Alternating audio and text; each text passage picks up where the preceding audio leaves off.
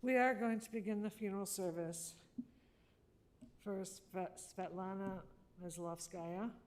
If you have a cell phone, I'd ask you kindly to place it into silent mode or turn it completely off at this time. I'd also like to welcome anybody via live stream who's attending the service on behalf of the family. Thank you. Services will be conducted by Rabbi Eliezer Demarsky of the Heritage Congregation in Chicago.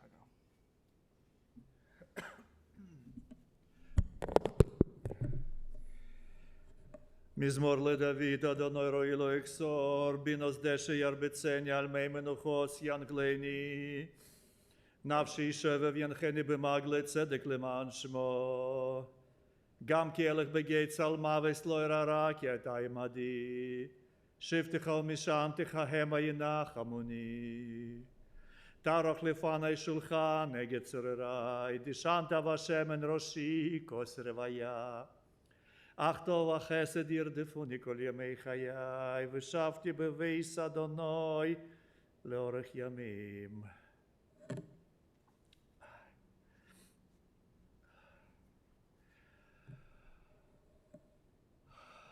Спасибо всем, кто нашли время прийти.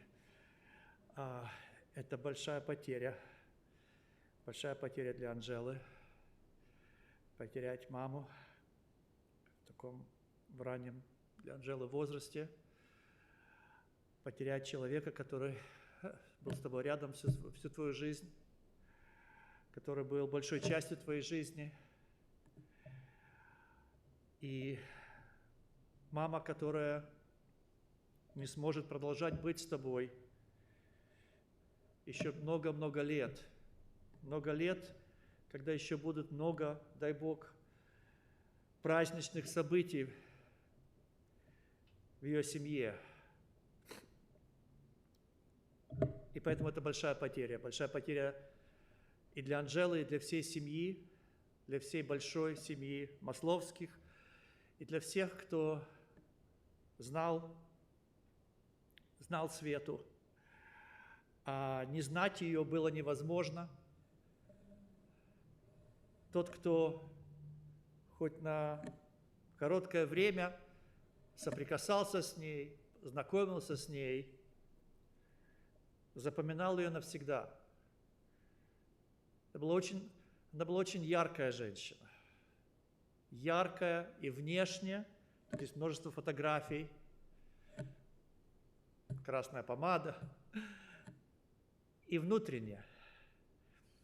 Она была женщиной, которая смогла возвыситься над серым бытом в бывшем Советском Союзе, в Харькове. Мы все знаем, многие из нас знают этот серый быт, работа, дом, длинные очереди, магазин. И некоторые люди могли возвыситься и увидеть яркое и красивое и в той жизни, и, конечно же, в этой жизни, в той стране и в этой стране. И она вот так вот жила, возвышаясь, и видела всегда над этой серостью бытом красивое, яркое, прекрасное. Она очень любила все красивое и все яркое. Начиная с одежды и заканчивая и искусство, и театр, и кино. Все, что делало и делает нашу жизнь немножко интересней, которая напоминает нам, для чего вообще мы живем. И вот так вот она жила, всегда окружала себя и красивыми вещами, и красивыми людьми, хорошими друзьями. У нее было много-много друзей. У нее были трудности в ее жизни, но это все как бы меркнет и блекнет по сравнению с тем, сколько много хорошего было в ее жизни. Она умела любить, бескорыстно. Для нее радостью это было окружение, быть в окружении близких людей, окружение друзей.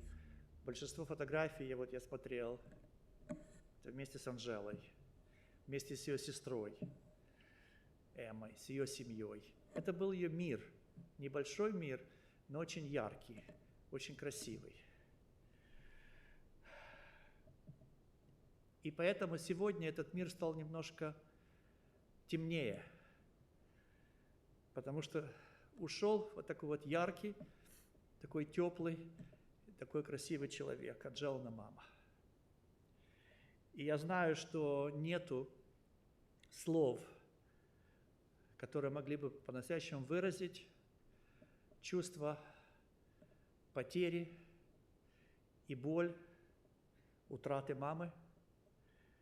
Но тот факт, что рядом есть Игорь, рядом есть родственники, друзья, которых стоит иногда подождать еще 10 минут. Эти люди, мы все рядом, и хоть мы не можем изменить, но мы можем это сделать хоть немножко, чтобы хоть немножко было легче. И перед тем, как я продолжу, перед тем, как я приглашу Анжелу сказать несколько слов, I'll just say a few words in English, that it's impossible to express in the right words all the feelings that all of us who knew Angela's mother, the feelings of loss and pain. She was a very vivid, very bright woman, despite this gray background of the place she grew up in the former Soviet Union. She was able to see further, to see above, like there's always sun above the clouds. She was always able to see beauty in this world, in her life. She surrounded herself always with beautiful things. She liked to travel. She liked art and music and theater. And she surrounded herself also with good and beautiful people. And the most closest person to her was her daughter. And this bond was very strong. And that's why it's so hard today, because there's a feeling of not just mourning for one person, but it's something inside of Angela, I'm sure. Something also died. So it's like at least the mourning for two things, or two people, or two parts of people. And the memories, that's what will stay with us. There are many good memories, many happy memories, many bright memories. And we hope that with the help of family and friends, we would be maybe able at least a little bit alleviate the pain of loss that Angela is experiencing now. And before I continue, I would like to invite her, Angela, to say a few words, if you wish.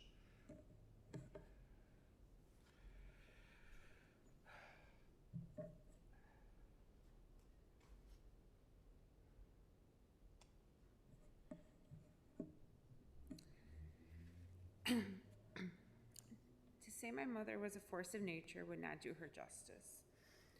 Her spirit and energy was so strong, and she was one who could move mountains. Many knew Svetlana as a social, talkative, and boisterous individual, but it would surprise people to learn that she was an extremely private person.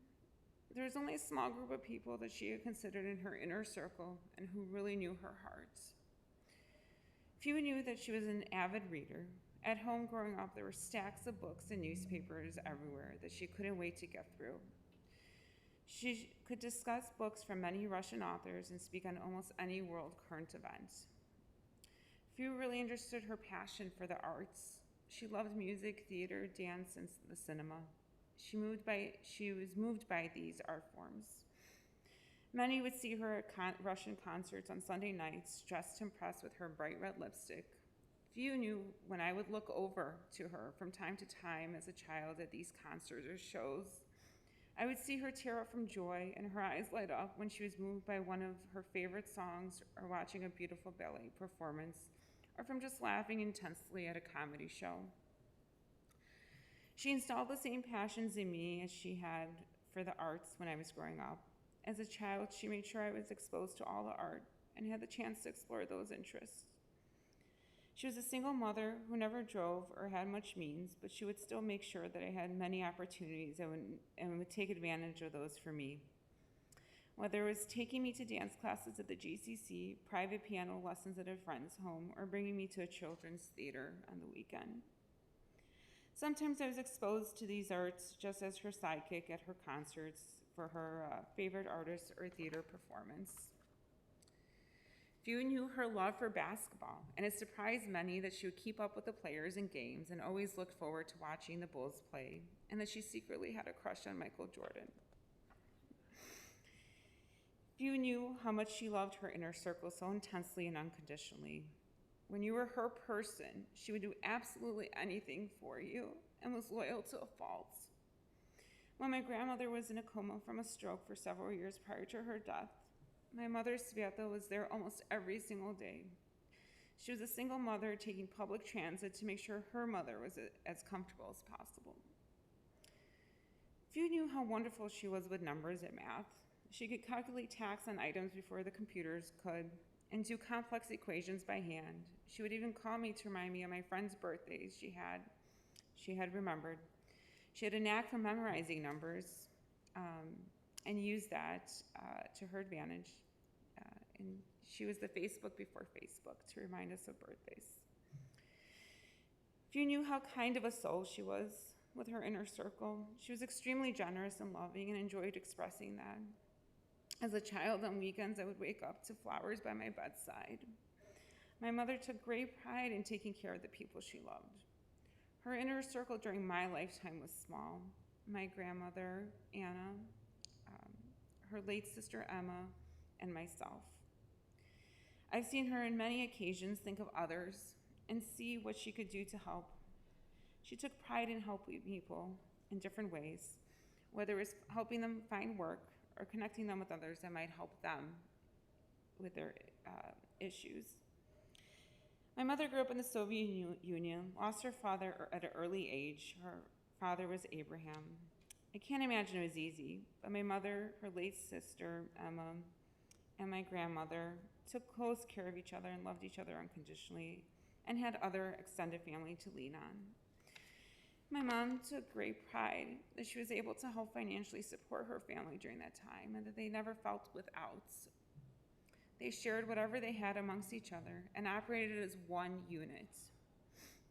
They traveled together and with friends, summered in Sochi, and visited beautiful cities all over the Soviet Union. Coming to the US in 1981 with her mother and sister, there was much excitement and positive energy in starting the second chapter of their lives and embarking on this new adventure together, which would lead to a life very different from than what they had in Kharkov. My mother would go on to have me, and my aunt would go on to starting a new life with her husband, Alex. Both would take on new careers. My mother went on to embrace her Jewish roots even further in the US. They became close with Alex's family and enjoyed celebrating holidays with them. My mom was so excited that she was able to watch me get married to Igor and loved celebrating momentous occasions with her new extended family. Like many of the women in my family, she was strong and intelligent with many layers. The social and energetic woman that many saw, but the few that saw the deepness and ability to love unconditionally and the emphasis she put on the relationships that were important to her. She was full of surprises, whether it was her interest or her openness for adventure. Looking back on my mother's life, I see a life that was lived to the fullest. She felt all feelings strongly, joy, happiness, and even sadness. As I mentioned earlier, she said that she was a force of nature, saying that didn't do her justice. I've heard from many people who knew her say that they couldn't even imagine that she had passed. It seemed to be beyond her death. I felt privileged to have been one of her people in this life, her sidekick, to have her as my playmate and advisor, to have felt so unconditionally loved and seeing what true loyalty is. I'm thankful that she taught me that. She's now in a better place with her loved ones looking over us.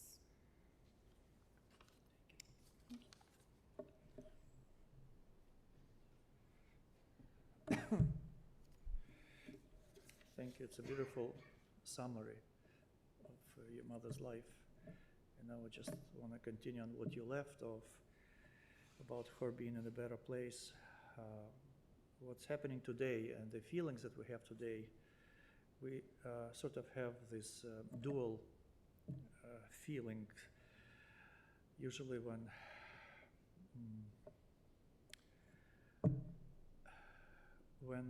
like if you imagine you have a child and you send a child to a camp. So child goes to a camp, overnight camp, and so what feelings do you have? You have like happy and sad, because you're happy. The child is having fun, good time, but you're sad because you wish you would be together. And that's what we feel today, because knowing Svetlana's life and how she lived a life of virtue, she's happy and she's proud for what she's done, and she's okay. But we feel sad, not for her, but for ourselves, that we wish we would have more time and more years together.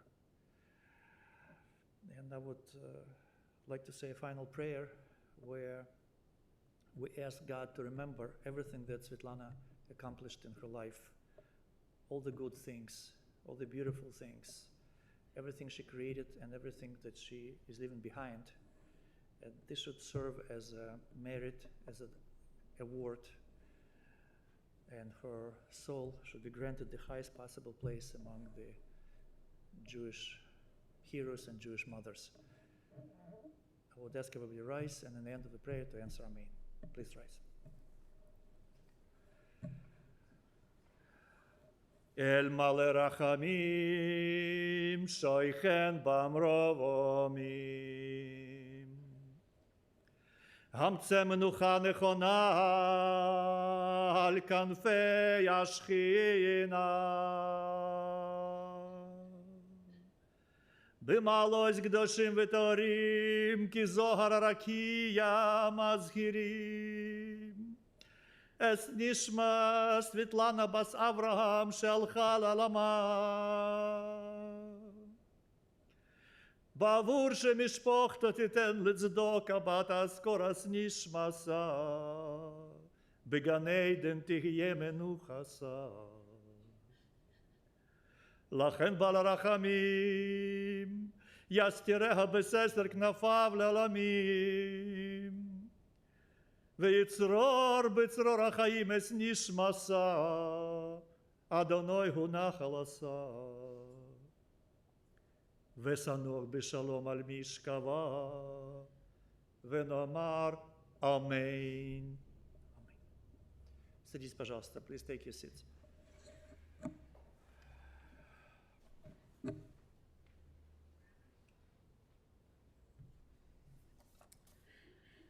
This does conclude the service at the chapel. The interment will take place at Memorial Park Cemetery. That's 9900 Grosse Pointe Road in Skokie, approximately 5 minutes in procession to the cemetery. If you are going in procession, we'll be lining up in the parking lot. Please keep in mind a few safety features. Keep your bright headlights on at all times. Put your emergency blinkers on. Attach the orange funeral sticker to the passenger portion of your front windshield, and we will also attach a flag to the roof of your car, and please stay as close as safety permits to the car in front of you. This does conclude the service. I'd like to ask if some of the gentlemen could come forward and serve as pallbearers, please. Everyone please rise as the family and the rabbi are escorted from the chapel. Again, if we could have some of the gentlemen step forward to serve as pallbearers.